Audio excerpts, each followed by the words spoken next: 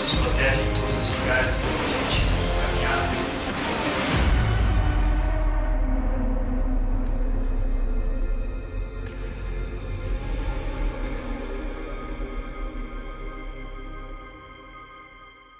Eu declaro guerra. A semana passada nós começamos a falar sobre esse assunto, pois cada ano que começa e que passa, nós criamos aquela nossa lista de desejos, objetivos de vida. Mas infelizmente nós nos frustramos porque nunca conseguimos alcançá-la, atingi-la. E vivemos, parece que nos tornamos reféns de uma versão de nós mesmos que nós não queremos ser. Somos sabotados por nossos desejos enganosos interiores, vivemos essa guerra interior, uma luta interior, como vimos aqui, aquilo que eu quero fazer eu não consigo fazer, e o que eu não quero fazer, que eu odeio, eu acabo fazendo. Nós vivemos essa guerra interior. E começamos a descobrir na semana passada o que está por trás dessa guerra. Como disse o Sun Tzu no seu livro A Arte da Guerra, esse livro não é cristão, já disse, não vende na Redbook, não perca seu tempo lendo ele. Se você quiser perder seu tempo lendo algo, vá ler a Bíblia, outra literatura melhor. Mas eu acho algumas coisas aqui interessantes relacionadas ao tema luta e batalha. E o Sun Tzu disse o seguinte: se você conhece o inimigo e conhece a si mesmo, não precisa temer o resultado de 100 batalhas. Não precisa ter medo da luta, da batalha, se você conhece bem a si mesmo e aos inimigos nessa batalha. É isso que nós estamos fazendo aqui, compreendendo o que está acontecendo, qual é o nosso problema. O nosso problema, na verdade, é uma guerra contra Deus. Existem 3 inimigos que nos colocam contra Deus e tentam nos afastar de Deus e dos planos que Ele tem para a nossa vida: nossos desejos enganosos, o mundo que nos cerca e o diabo. O diabo também é um desses inimigos que deseja nos afastar de Deus. Por isso Sun Tzu também disse algo interessante que vale aqui. Ele disse: para ser vitorioso numa guerra, você precisa ver o que não está visível. Existem muitas coisas nessa guerra que nós travamos, que são coisas invisíveis. Veja só o que a Bíblia diz, concordando com isso, a Bíblia diz: pois nós não lutamos, Efésios 6,12, a nossa batalha não é contra inimigos de carne e sangue, mas contra governantes e autoridades do mundo invisível, contra grandes poderes deste mundo de trevas e contra espíritos malignos nas esferas celestiais. Pesado esse versículo, né? Difícil de entender. O que está acontecendo? O que esse texto está falando? Deixa eu resumir e explicar para você. O que o texto está dizendo aqui é o seguinte: há mais nesse mundo do que nós podemos ver. Existe um mundo espiritual. Nós não podemos tocá-lo, não podemos vê-lo, mas nós sentimos o seu impacto todos os dias na nossa vida. A Bíblia diz em 1 João 5,19 que o mundo jaz no maligno, o mundo está sob o controle do maligno, ou seja, o mundo em que vivemos vive sobre uma influência maligna que tenta nos enganar, que tenta nos levar a um caminho de destruição. Então, nós precisamos compreender quem é esse inimigo invisível e qual é a guerra, a batalha que estamos vivendo contra ele. Então hoje sim nós vamos falar sobre esse inimigo chamado diabo ou capiroto, em outras palavras, né? O tinhoso, né? O Satanás. E quando a gente fala esse nome, já tem gente que começa a tremer. Não fala do diabo, Tiago, de novo não, o microfone vai parar, daqui a pouco cai o telão, apaga a luz, porque não mexe na onça com a vara curta, Tiago. não mexe, né? Porque a gente tem essa mania de falar o seguinte: quando fala do diabo ele fica furioso, né? Já ouviu alguém falando o seguinte, um monte de gente se batizando na rede, a igreja crescendo, aí vem alguém e fala assim: Tiago, o diabo está furioso, né? O diabo pode até ficar furioso, mas nós precisamos falar sobre esse assunto e precisamos falar sobre isso de maneira sábia, prudente, porque infelizmente estamos cercados por engano no que se refere a esse assunto da batalha espiritual. Já ouviu falar esse termo, batalha espiritual? Tem muito engano, tem muita literatura ruim, tem muito pastor falando mentiras, coisas que não procedem, que não são bíblicas. Então nós precisamos falar sobre esse assunto, lidar com essa questão de maneira sábia. E se vamos fazer isso, eu quero começar com algumas considerações. 3 considerações. A primeira delas é que nem toda adversidade é fruto de batalha espiritual. Nem todos os problemas que nós enfrentamos são batalha espiritual. Porque o diabo, ele tem costas largas, né? A gente põe a culpa em tudo nele, tudo é culpa do diabo. A gente sempre, quando dá alguma coisa errada, a gente já vira e fala assim: é o inimigo, né? É o inimigo que está agindo, o inimigo ele está furioso. Mas muitas vezes não é o inimigo, às vezes somos nós que não fizemos a coisa direito. Então uma vez eu ouvi uma pessoa falando o seguinte: eu estava andando lá na estrada e eu não tinha pago o IPVA estava atrasado, e aí tinha uma blitz policial, o inimigo agindo. Não foi o inimigo agindo, foi você mesmo que não agiu e fez o que deveria ter sido feito. A pessoa virou para mim e falou assim: não, porque eu comecei a falar, o sangue de Jesus tem poder, né? O sangue de Jesus não vai te livrar da blitz policial, tá? O sangue de Jesus veio te livrar de outra coisa chamada pecado.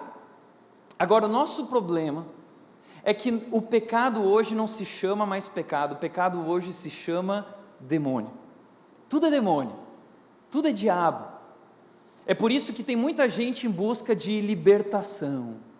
Vai atrás da Neuza Etioca, porque eu tenho que encontrar a libertação. Deixa eu te falar uma coisa: talvez o teu problema não seja o demônio, o teu problema é o pecado. Você não precisa de libertação, você precisa de arrependimento. É fácil colocar a culpa no diabo, porque quando a gente fala de demônio, de possessão, a gente expulsa e está pronto. Mas talvez o seu problema seja um problema de caráter, e caráter a gente tem que tratar. Caráter se trata com arrependimento, com quebrantamento. Mas a gente sempre coloca a culpa no inimigo. É o inimigo, tudo que a gente está enfrentando é o inimigo. Eu lembro de uma vez que eu estava pregando numa igreja, e aí começou a chover muito forte, um barulho que impediu as pessoas de ouvir a pregação, e todo mundo começou a ficar preocupado. O que está acontecendo? É o inimigo. Aí a turma da intercessão já foi lá: vamos orar que o inimigo está furioso, né? Aí eles começaram a orar: Senhor, para o inimigo, para a chuva, ele não terá vitória em nome de Jesus. E aí terminou o culto, a chuva não parou, só no final do culto. E aí todo mundo frustrado, e aí se reuniram: Tiago, nós oramos para o inimigo parar a chuva, esse inimigo furioso. E aí de repente veio uma pessoa e falou assim: não, peraí, vocês souberam o que aconteceu? Não, o que aconteceu? Pegou fogo num bairro aqui perto, mas o fogo se alastrou e ficou tão alto, de tal forma, que ele estava destruindo as casas, e muita gente ia perder tudo. De repente veio uma chuva torrencial gigante e apagou todo o fogo. E aí o cara falou assim: que Deus. Então não foi o inimigo, foi Deus, né? Você está vendo como a gente é egoísta, né? A gente está sempre olhando para a nossa situação ali, achando que é o inimigo. Muitas vezes a gente esquece que Deus é soberano e Deus está no controle e está agindo. Então nem toda adversidade que nós enfrentamos é fruto de batalha espiritual. As adversidades, elas são decorrentes de várias razões. Uma delas, um mundo em desequilíbrio. Vivemos em um mundo em desarmonia. Tiago, mas por que Deus criou o mundo assim? Deus não criou o mundo assim. Gênesis 1 diz que Deus criou o mundo perfeito, em perfeita harmonia, tudo funcionava, tudo era lindo, era o paraíso. Mas o homem e a mulher que fizeram o mundo assim, eles destruíram o que Deus fez. Como eles destruíram? Através da desobediência. Eles pecaram contra Deus, eles se rebelaram contra Deus, e nesse momento o mal entrou no mundo, o mal entrou no coração humano e destruiu tudo que Deus fez, e roubou a nossa identidade, nos afastou de Deus, destruiu a imagem e semelhança de Deus em nós, destruiu a criação de Deus. Hoje nós não vivemos mais no paraíso, esse mundo não é o paraíso, nós vivemos hoje no caos, um mundo em desarmonia. A Bíblia diz que a natureza criada geme por causa do pecado e aguarda a sua redenção, o dia que Deus vai fazer novas todas as coisas. A natureza está gemendo, é um mundo de desarmonia, que vem tsunami e mata uma porção de gente, vem chuva e alaga e destrói a casa das pessoas, vem seca e destrói a plantação das pessoas. É um mundo em desarmonia, mortes para todo lado, pessoas que não se respeitam. É isso. O mundo em desarmonia. Nós também podemos sofrer por opções erradas, escolhas erradas que fizemos. Deus tem a sua vontade para nós, que é boa, agradável e perfeita, na sua palavra revelada. A Bíblia não é um livro de regras, a Bíblia é uma carta de amor para nós, para nos guiar, para nos conduzir, para nos levar à vontade de Deus, que é perfeita. Mas ainda assim nós insistimos em seguir o nosso coração e fazer do nosso jeito, e nós arriscamos e nos damos mal. A Bíblia diz que há caminho para o homem que parece um caminho bom, mas no final conduz à morte. A gente olha e diz, eu acho que é legal, mas vai contra o que Deus disse, e nós de repente nos vemos numa situação em que nos tornamos escravos. Pablo Neruda, ele disse o seguinte, você é livre para fazer escolhas, mas se torna escravo das consequências.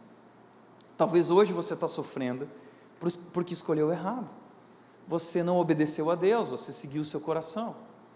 Nós também podemos sofrer por provações. O que é uma provação? É Deus nos lapidando. Deus, Ele permite circunstâncias muitas vezes para trabalhar o nosso caráter, trabalhar o nosso coração, trabalhar a nossa vida. Deus permite, Ele faz todas as coisas cooperarem para o nosso bem. Qual é o bem? Ele quer que todas as coisas cooperem para o propósito dEle, de nos fazer, nos tornar como Jesus. Lembra, a nossa melhor versão é aquela que se parece com Jesus. Deus está trabalhando nisso, restaurando a nossa identidade, a imagem e semelhança dEle como Jesus, e Ele usa as circunstâncias, Ele usa as pessoas. Teu chefe é uma lixa espiritual de Deus trabalhando a tua vida e o teu caráter. Tua esposa, teu marido é uma lixa espiritual. Teus filhos são uma navalha espiritual de Deus trabalhando a sua vida, tá? Disciplina. As provações, as adversidades podem ser decorrentes da disciplina de Deus. Deus está te alertando. Por quê? Porque você tem sido obstinado numa situação desobediente, e Deus permite uma situação onde Ele está te disciplinando, te alertando. E a Bíblia diz lá em Hebreus que Deus disciplina seus filhos como um pai que ama seus filhos. Olha que interessante, a Bíblia diz que o pai que ama seu filho disciplina o filho. E a Bíblia diz que o pai que não disciplina o seu filho não ama o seu filho.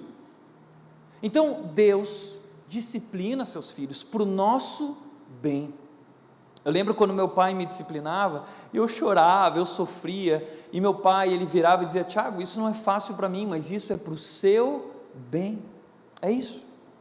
Por outro lado, as adversidades também podem ser frutos, sim, de batalha espiritual. Isso também existe, é uma realidade. Os ataques do inimigo contra nós, e nós vemos na Bíblia um homem que passou por isso, Jó. Jó era um homem íntegro, era um homem temente a Deus. Deus estava se gabando de Jó, olhando para Jó e falando assim, caramba, que homem dedicado a mim. E o diabo estava passando por ali, e Deus virou para ele, rodeando pela terra o diabo estava, e Deus disse assim, você reparou no meu servo Jó, como ele é íntegro, como ele é temente? Aí o diabo virou para Deus e falou o seguinte, claro, você dá tudo para ele, até eu assim, né? Agora tira tudo isso dele para ver se ele vai te temer mesmo assim. Ok, eu te dou liberdade para fazer o que você quiser, você só não pode tocar na vida dele, e você vai ver.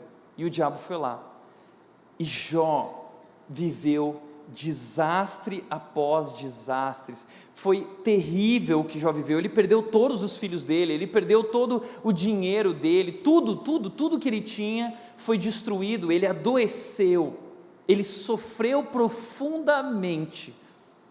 Mas algo interessante sobre Jó, a fé dele não foi abalada, o amor dele por Deus, mesmo diante das piores circunstâncias, não foi abalada. Pelo contrário, depois que ele superou isso, Deus abençoou a vida dele, e no final do livro dele, em Jó 42:2, ele disse o seguinte: antes eu te conhecia, Deus, só de ouvir falar, mas agora os meus olhos te veem.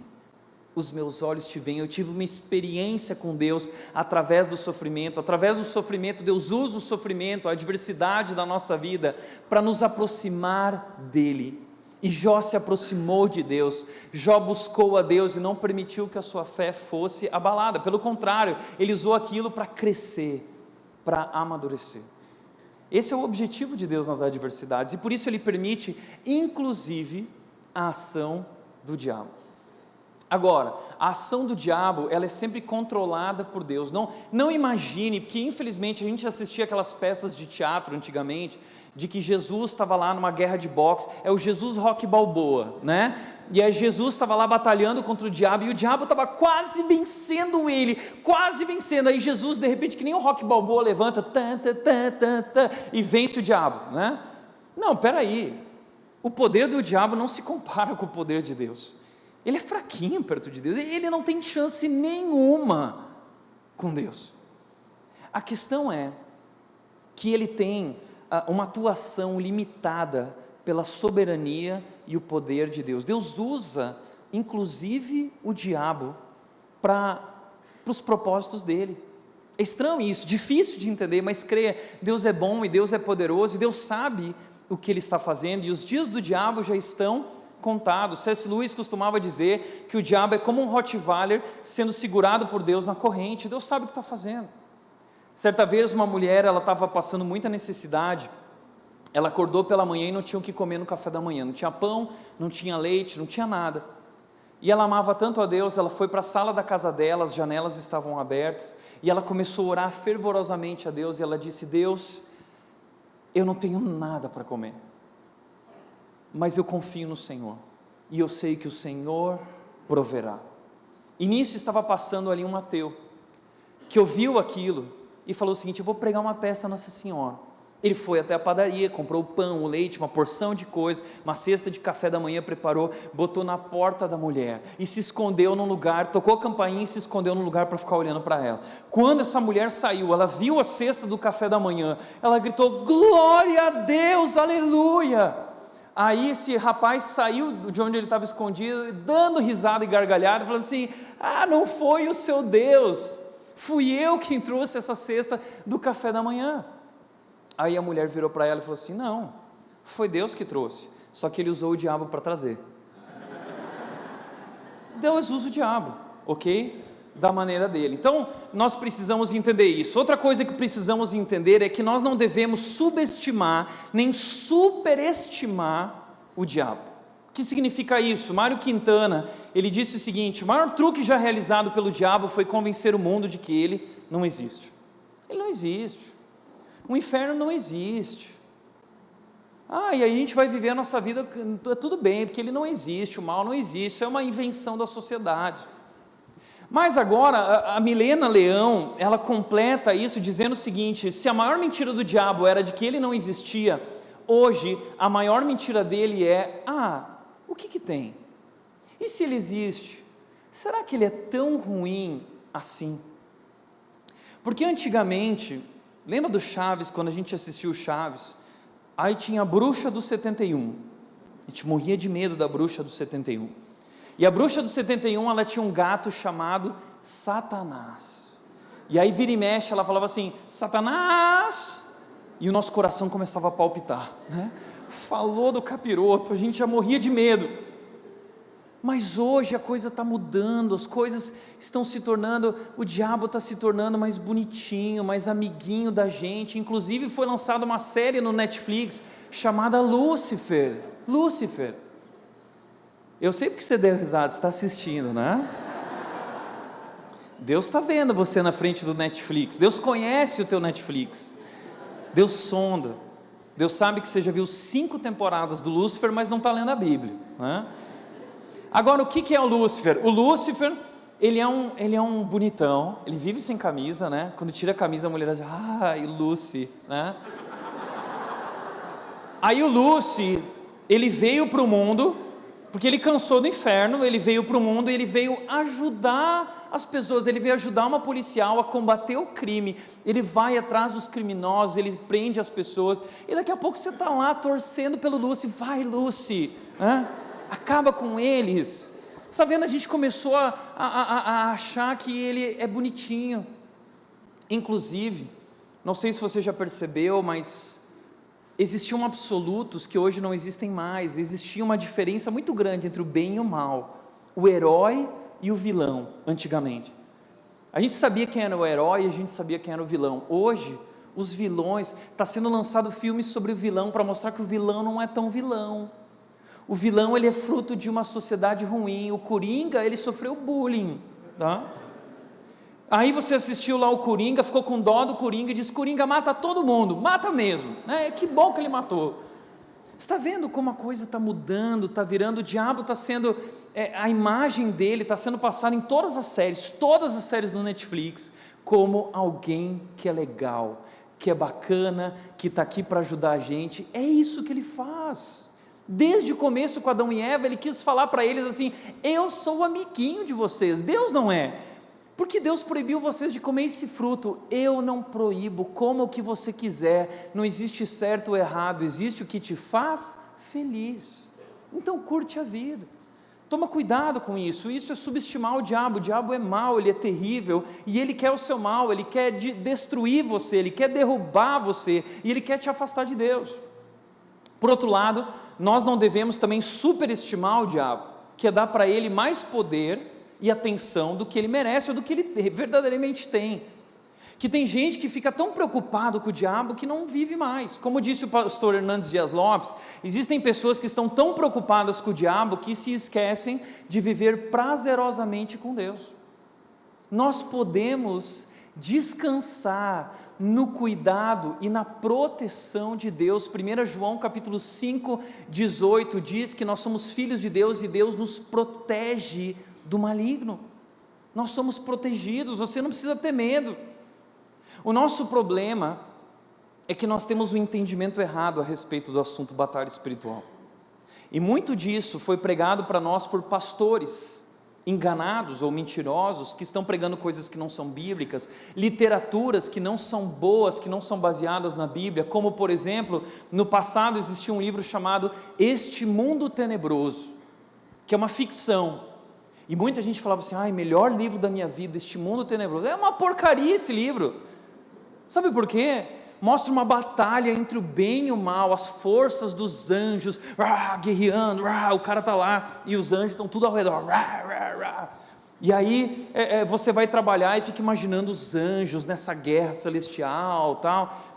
Não é que isso não existe, mas esse livro é uma ficção e as pessoas tornaram isso como se fosse uma realidade, começaram a criar teologia em cima disso.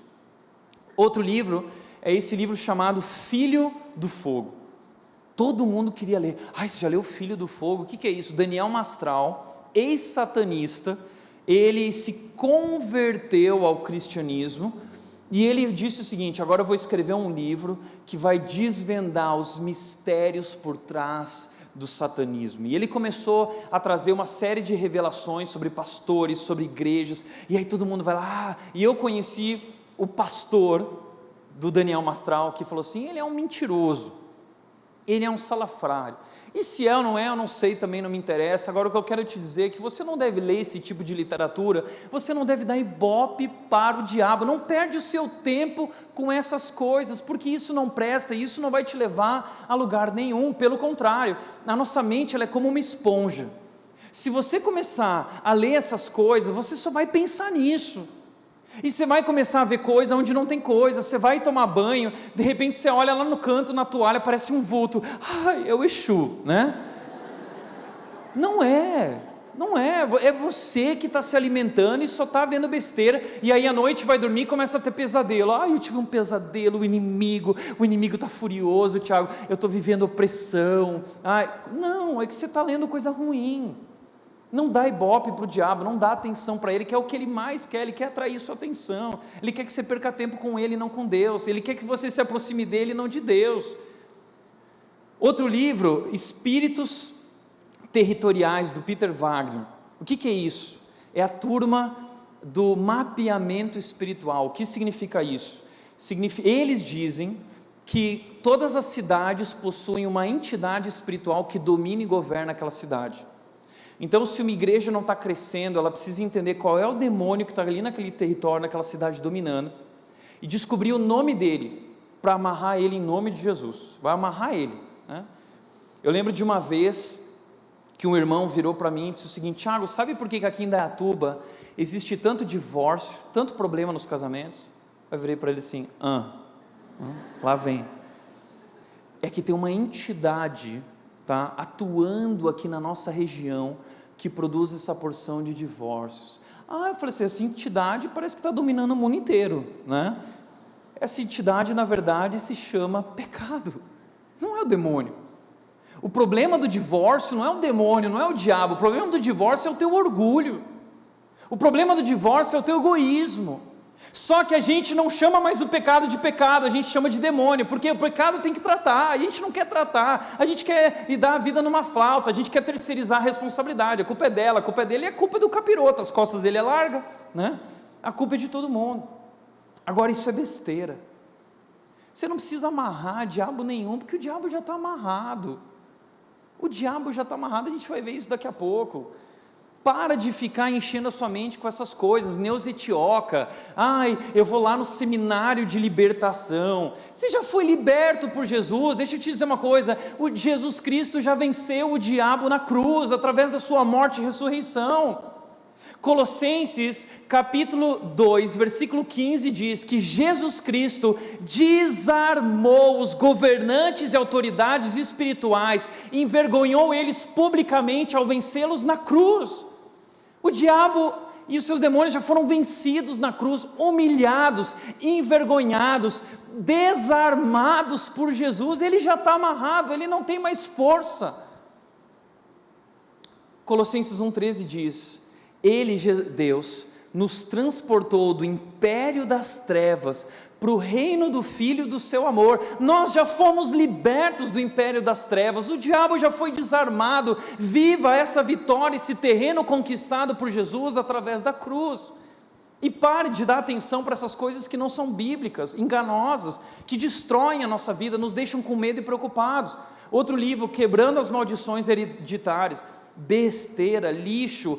Toda maldição já foi quebrada na cruz. Toda maldição foi quebrada na cruz por Jesus. E aqueles que estão em Jesus Cristo são salvos e protegidos.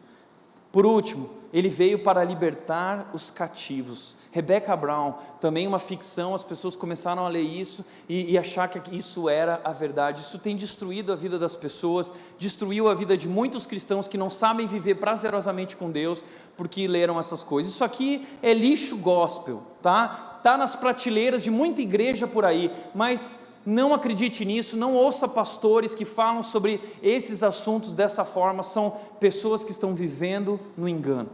Isso vai destruir a sua vida e não te ajudar. Por último, o diabo já foi vencido na cruz. Você pode viver prazerosamente com Deus, porque 1 João 4,4 diz: maior é aquele que está em nós, que aquele que está no mundo.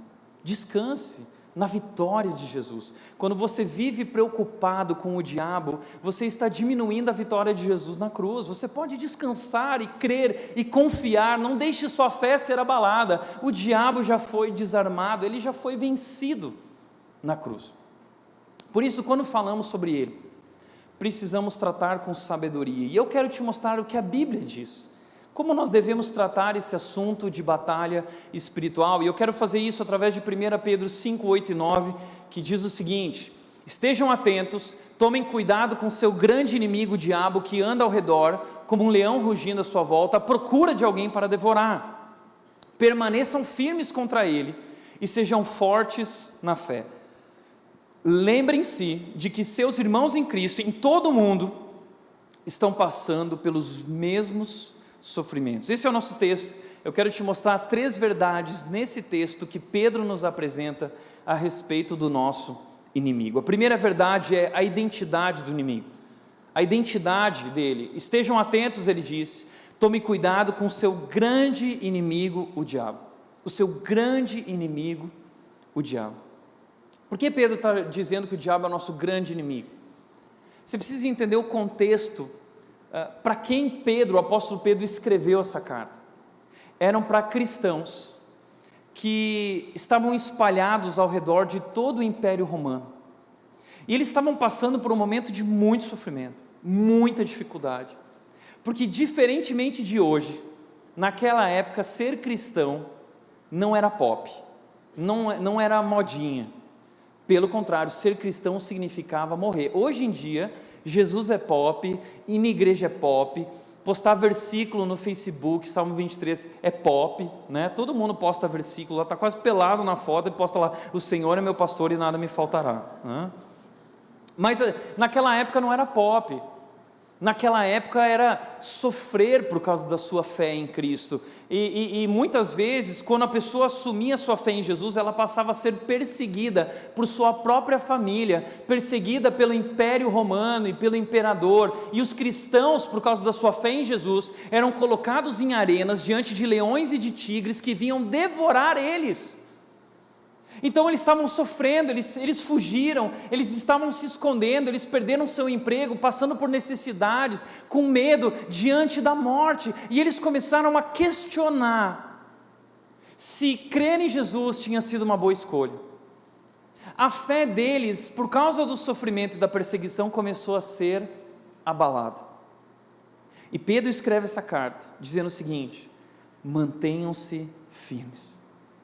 Mantenham-se firmes na fé de vocês, porque o grande objetivo de Satanás é abalar a nossa fé em Jesus. O grande objetivo de Satanás é abalar a nossa confiança em Deus. Ele quer colocar dúvida, semear dúvida na nossa mente, se Deus realmente é bom, se Deus realmente nos ama, se Deus realmente está cuidando da nossa vida e se importa conosco. Então Pedro escreve para eles dizendo: fiquem firmes e lembrem que o grande inimigo de vocês não é Roma, não é o imperador, nem é o leão e o tigre que está na arena. O leão que está ao redor de vocês querendo devorar vocês se chama diabo. E quem é o diabo? Por que Deus criou o diabo? Já parou para pensar nisso? Por que Deus criou o diabo? E a única resposta que eu encontro para isso é: Deus não criou o diabo. Então o que aconteceu? Deus criou Lúcifer, e Lúcifer era um anjo de luz. A Bíblia chama ele de estrela da manhã. Veja o que diz Ezequiel 28, falando sobre, de forma indireta, sobre Lúcifer. Na verdade, Ezequiel 28 e Isaías 14 são textos a respeito do rei da Babilônia e o rei de Tiro, e apontam, o autor ali faz uma comparação com Lúcifer, com Satanás, e diz o seguinte: você era o modelo da perfeição, cheio de sabedoria e beleza. Lúcifer foi criado por Deus, um anjo lindo, maravilhoso, cheio de beleza, de sabedoria, e ele foi criado para servir a Deus.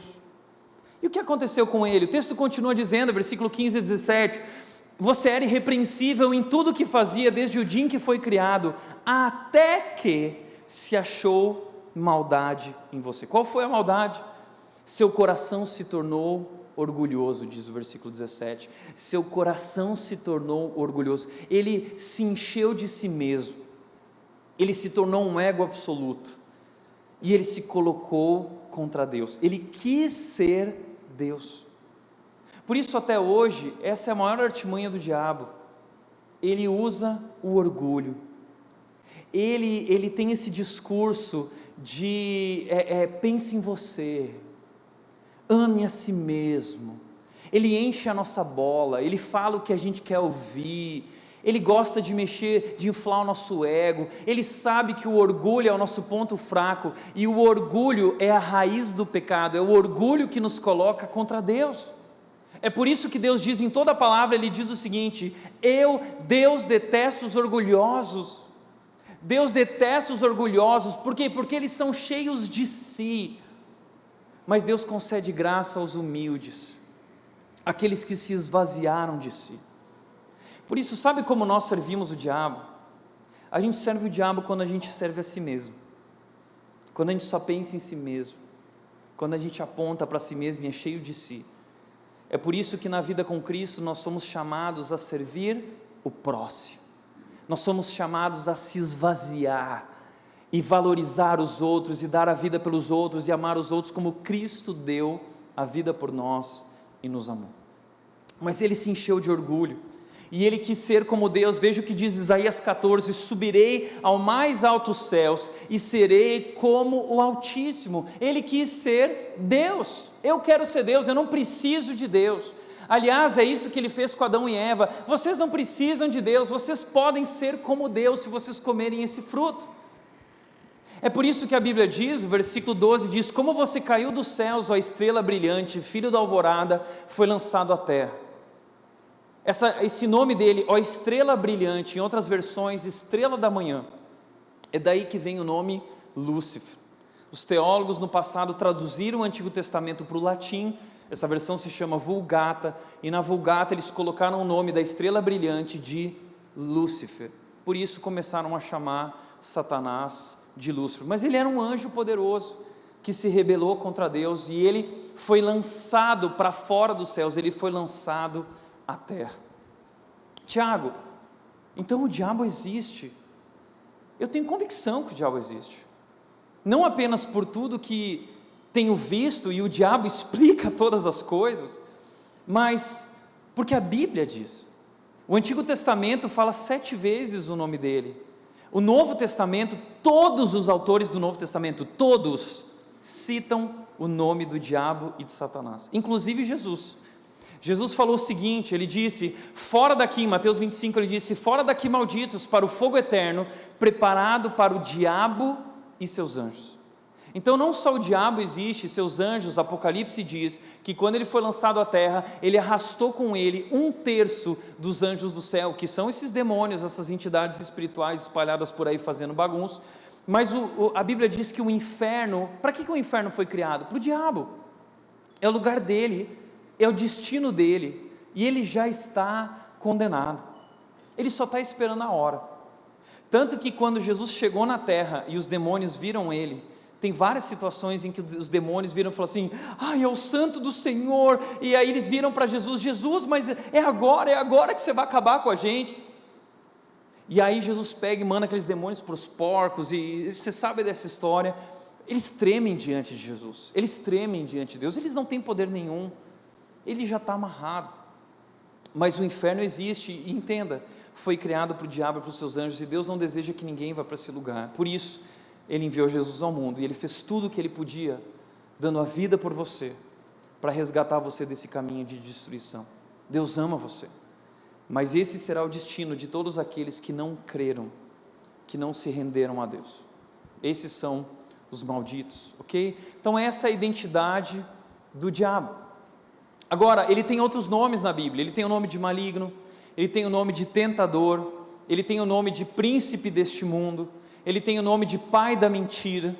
A mentira é reflexo do diabo, então pare de mentir. Ele tem o nome de Deus deste mundo. 2 Coríntios 4:4 diz: o Deus deste mundo, em outra versão, o Deus desta era, cegou o entendimento dos descrentes para que eles não vejam quem Deus é, a imagem de Deus através do Evangelho. É por isso que muitas vezes a gente está pregando o Evangelho para alguém, falando, explicando, e a pessoa não consegue entender, e você fala assim: como que ela não entende? Muita gente chega para mim frustrado: Tiago, como que ele não entende? Ele não enxerga. Sabe por quê? Porque ele foi cegado espiritualmente pelo diabo.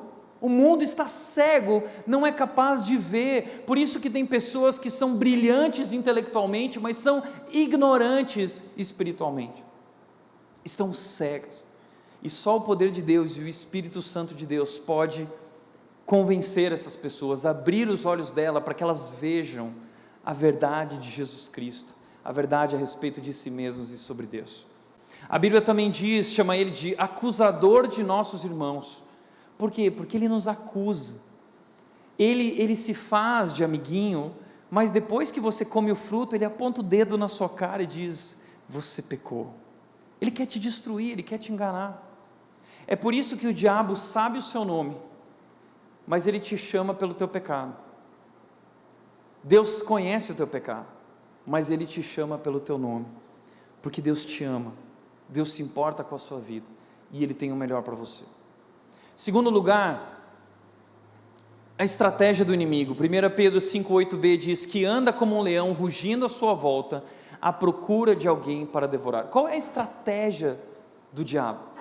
Ele é como um leão, a Bíblia diz.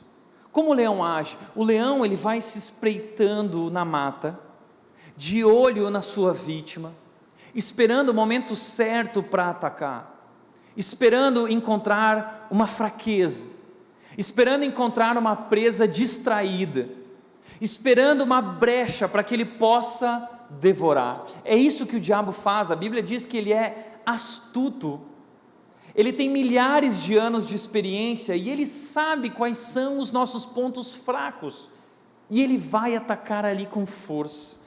Por isso a Bíblia diz que ele anda ao nosso redor à procura de alguém para devorar. Ele está procurando fraqueza, brecha, para devorar e para destruir. Eu gosto muito também de Efésios capítulo 6:11, que diz o seguinte: vistam toda a armadura de Deus, para que possam permanecer firmes. Presta atenção que o texto diz: permanecer firmes, contra as estratégias do diabo. Ele tem estratégia, ele não é burro, ele sabe onde ele consegue o que ele precisa. Ele tem estratégia. A palavra aqui no grego é metodeia, de onde vem a palavra método.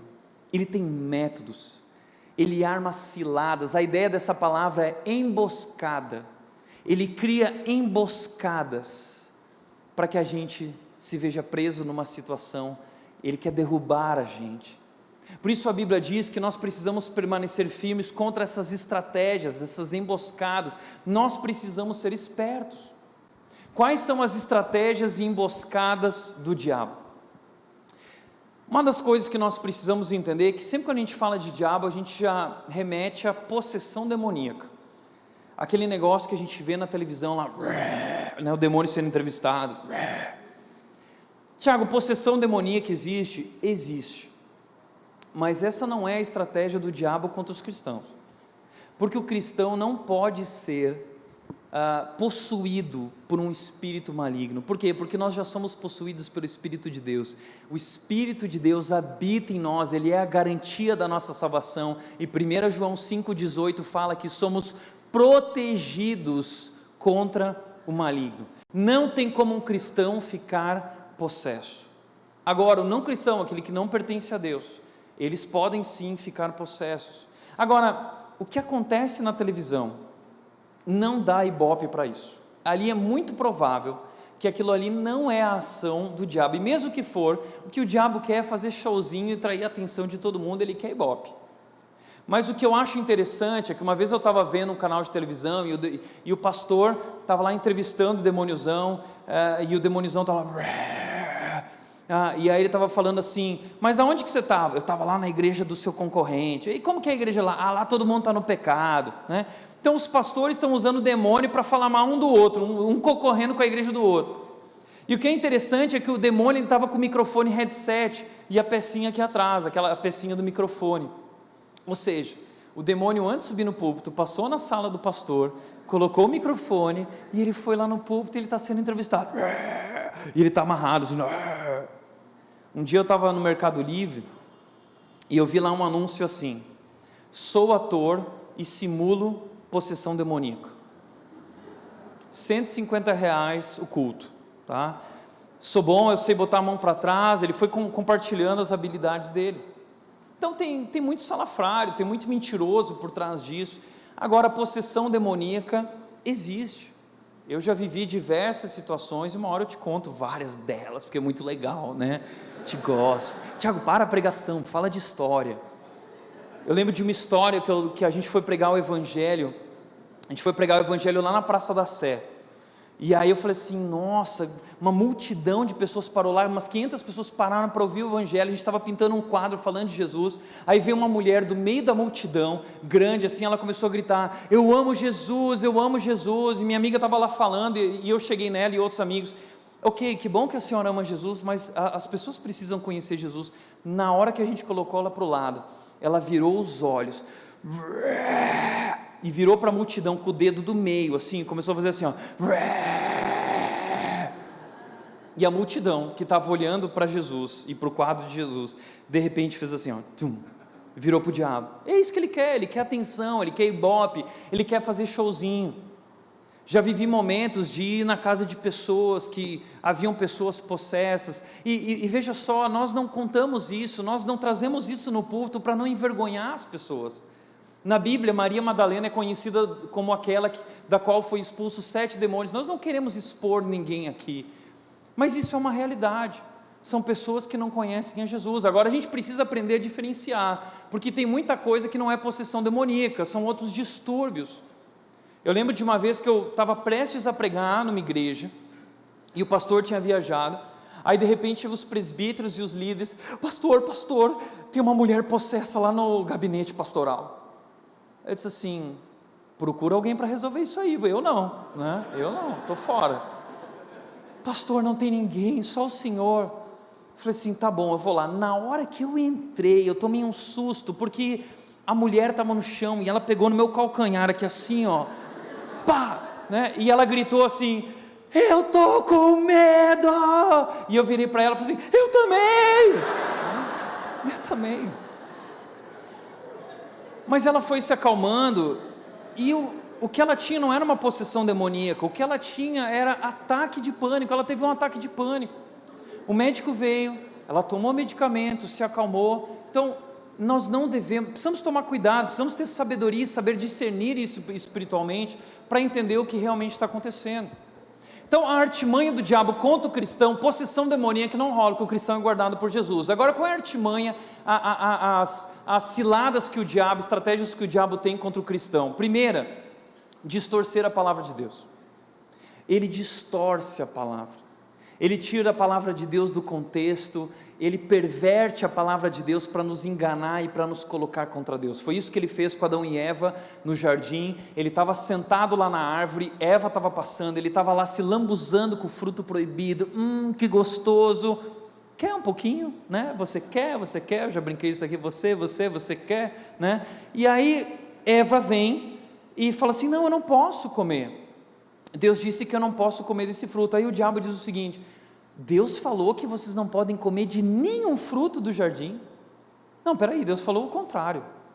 Deus falou, vocês podem comer de todas as árvores, de todas, a palavra lá vai ver essa, vocês podem comer de todas as árvores do jardim, menos dessa única árvore.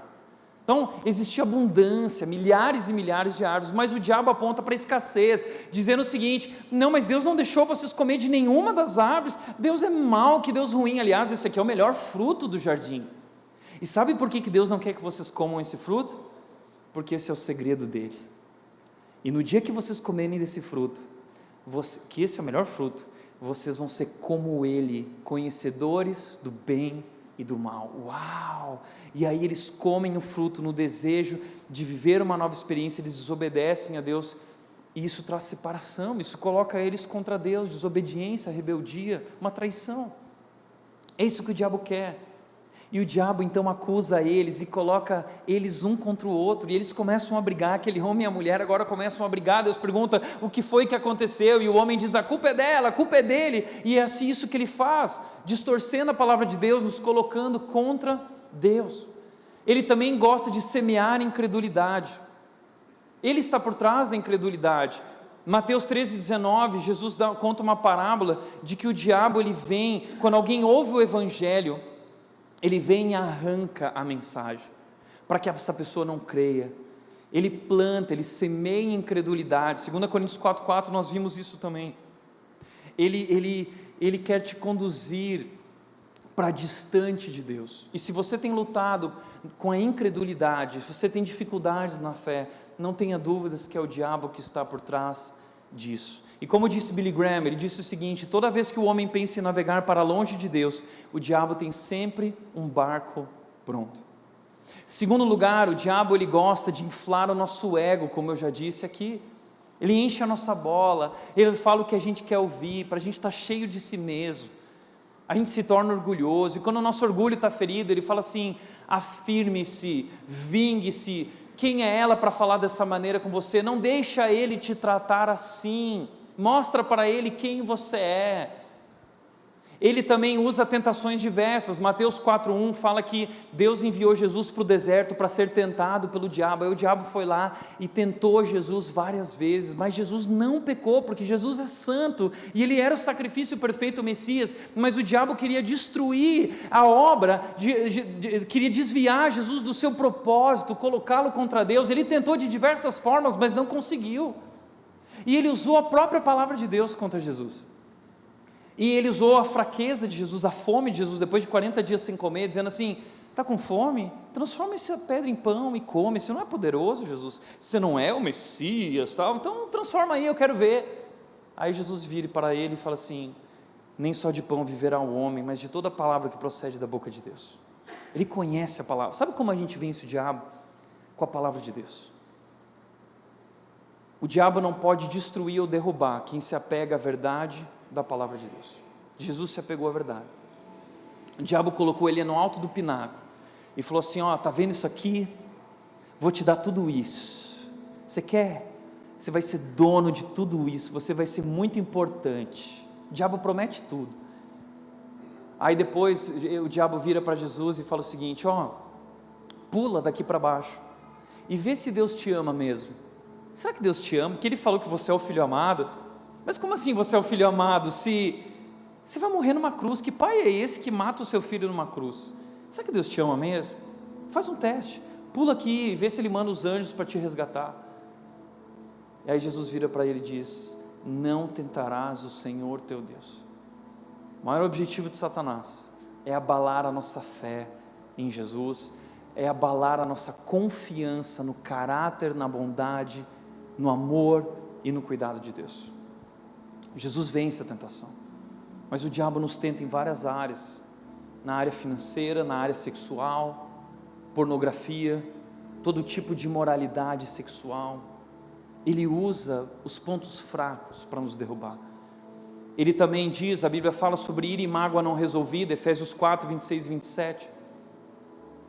A Bíblia diz: quando vocês ficarem irados, não pequem, apaziguem a sua ira antes que o sol se ponha e não deem lugar ao diabo. Por quê? Porque a ira e a mágoa são um lugar perfeito para o diabo atuar e se colocar você contra a sua esposa, você contra o seu marido. Ele usa isso é brecha que nós estamos dando, e ali ele se infiltra e ele vai nos enchendo de ódio um pelo outro, nos distanciando, nos colocando em guerra.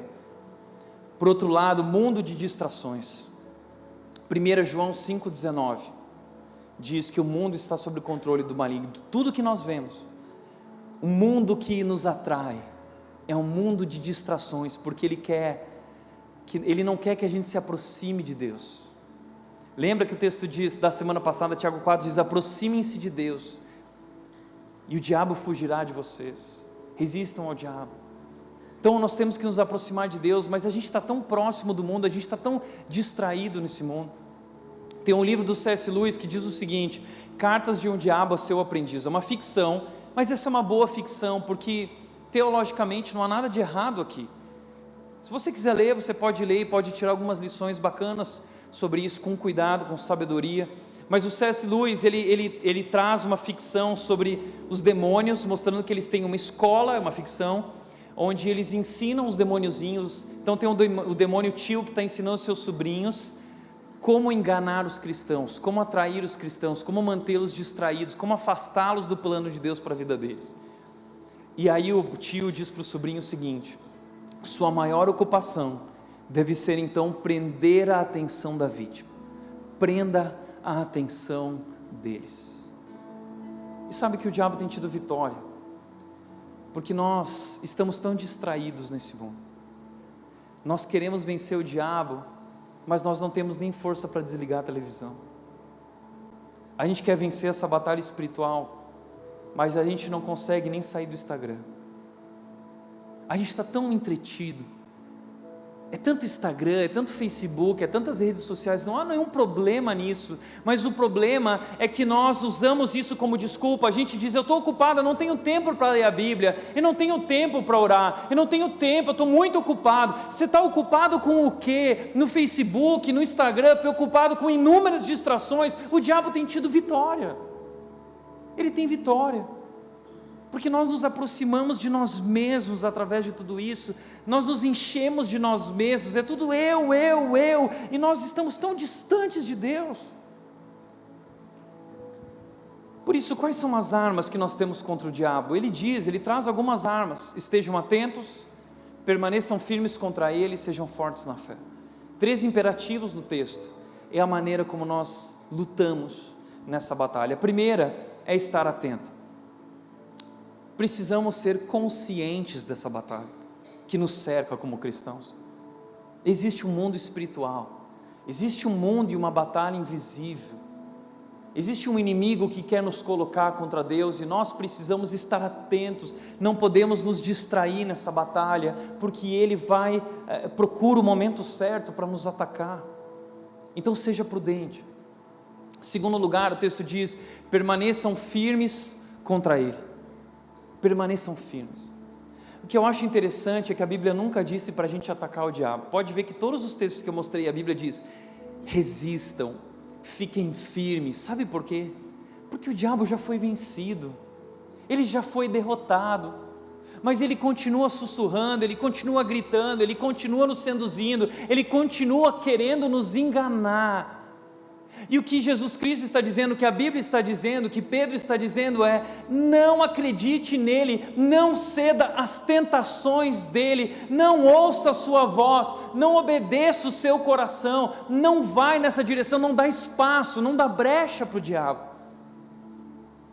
É interessante que lá em Efésios 6, 11 e 12, quando Paulo fala sobre a armadura de Deus, ele usa a figura de um soldado, e a expressão desse soldado que ele usa lá é a ideia de que esse soldado, ele está em posição vigilante, em um terreno que já foi conquistado, e tudo que esse soldado precisa fazer é resistir, porque esse terreno é o terreno da vitória. Nós já vencemos, o diabo já foi derrotado, nós já somos mais do que vencedores por meio daquele que nos amou. Então tudo que nós precisamos fazer é resistir, é ficar firmes, e quando o diabo quiser abalar a nossa fé e nos colocar contra Deus, nós podemos declarar como Paulo disse para Timóteo. Ele disse: eu sei em quem eu tenho crido, eu sei em quem eu creio, e ele é poderoso para me guardar e para nos guardar até aquele grande dia. Ele vai querer fazer você duvidar de Deus, mas diga: eu sei em quem eu tenho crido, e ele é poderoso, e ele me ama. Terceiro lugar, o texto diz: sejam fortes na fé. Sejam fortes na fé. O que significa isso? Significa dedicar-se às disciplinas espirituais, dedicar-se nos exercícios espirituais. Assim como existem exercícios para o corpo, existem exercícios para o nosso espírito, para a nossa fé, a Bíblia, a oração. A gente está vivendo hoje uma moda da academia, todo mundo quer ser forte. Talvez você colocou uma meta esse ano: eu quero ser maromba, né? Vou terminar 2020 maromba. Tem até academia aí que se chama maromba. Isso é muito legal, o exercício físico é bom, mas Paulo disse lá, ele disse o seguinte: o exercício físico é de pouco proveito se comparado, ele é bom, mas é de pouco proveito se comparado com a devoção. O que é a devoção? O exercício espiritual, as disciplinas espirituais. Existem muitos benefícios para a nossa vida, Paulo diz, no aqui e agora e na vida futura. Então nós precisamos dedicar prioridade a se tornar fortes na fé. Eu quero ser maromba na fé, eu e você. Esse é meu desafio para você que é aqui da Rede esse ano. Nós vamos terminar o ano de 2020 marombados na fé, crescendo em um relacionamento com Jesus, se tornando como Jesus. E como a gente faz isso? Orando, gastando tempo, investindo tempo em oração, lendo a Bíblia. Mas a gente não ora mais, porque a gente está no Instagram, não tem tempo, acho que nem é importante. Agora, como disse Martinho Lutero, se eu não orar um dia, Deus vai perceber. Se eu não orar 2 dias, o diabo vai perceber. Se eu não orar 3 dias, todo mundo vai perceber. A oração nos mantém atentos, alinhados com a vontade de Deus, seguros. A paz de Deus toma conta do nosso coração e nos conduz. A palavra de Deus, a Bíblia diz que é a espada contra o diabo. Essa é a espada. Sabe por quê? Porque o diabo ele vem com a mentira, então nós usamos a verdade contra ele, e o diabo não pode destruir ou derrubar quem se apega à verdade da palavra de Deus. Agora pensa comigo, você não gasta tempo na palavra, você não conhece a palavra. Mas eu tenho aí o version, Tiago, e todo dia aparece lá versículo do dia, aí eu leio a palavra, o versículo do dia, legal que você lê. Agora pensa comigo, o diabo gasta 24 horas por dia, 168 horas por semana, ocupado em criar um mundo, um sistema de distrações para te afastar de Deus, e você acha que o versículo do dia, 1 minuto, vai manter a tua mente renovada? Você precisa colocar isso como prioridade na sua vida. Orar, ler a Bíblia, crescer em comunidade, viver comunhão, caminharmos juntos, essa é a nossa vitória. Fortes na fé, esse é o nosso desafio como igreja. A gente vai terminar o ano de 2020 marombado na fé, crescendo em um relacionamento com Jesus, amém? Por isso, para refletir e praticar, em primeiro lugar, precisamos ser conscientes e prudentes da batalha que nos cerca como cristãos. Segundo, podemos fortalecer a nossa fé através da prática das disciplinas espirituais, exercícios espirituais. Terceiro, não tenha medo do diabo, não tenha medo, ele já foi vencido na cruz. Maior é aquele que está em nós, que aquele que está no mundo. Nós somos os filhos de Deus, protegidos por Deus, amados por Deus, já somos mais do que vencedores, por meio daquele que nos amou, amém? Feche os teus olhos. Pai querido, nós queremos te agradecer, Deus, pelo teu amor e pelo teu cuidado em nossas vidas. Vivemos uma guerra, vivemos diante de uma batalha, uma luta, e sabemos quem está por trás disso, e nós queremos resistir, Deus, nós não queremos ser abalados em nossa fé, nós queremos, Deus, que o Senhor venha renovar a nossa fé, a nossa confiança em Ti. É isso que aconteceu hoje aqui, nós cremos em Ti, nós sabemos em quem nós temos crido. Tu és o Deus poderoso, o Deus cheio de amor, que deu a vida, declarou, mostrou, provou o seu amor por nós naquela cruz, e nada pode nos afastar do Teu amor por nós em Cristo Jesus. Por isso nós nos aproximamos de Ti, ó Deus, nós nos rendemos a Ti, nós nos submetemos a Ti, nossas vidas são Tuas. Jesus Cristo é o nosso Salvador e o nosso Senhor. Nós declaramos isso, em nome de Jesus, amém.